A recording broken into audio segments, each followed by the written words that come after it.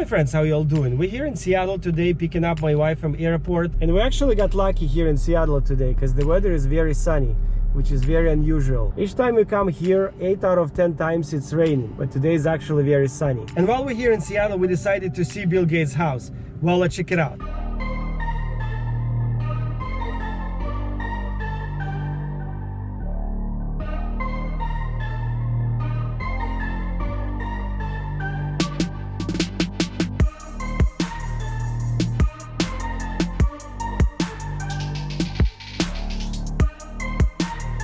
We'll check how much we will see. Last time, about 10 years ago, we went there and the gates were still open. There is not much you can see from the street, mainly it's from the water, but it's still gonna be fun.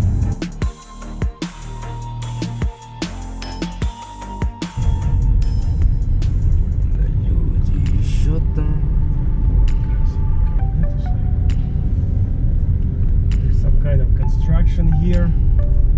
There it is. That's Bill Gates' house right there. Check this out. And here is his neighbor right here. This house is way different from Bill Gates' house.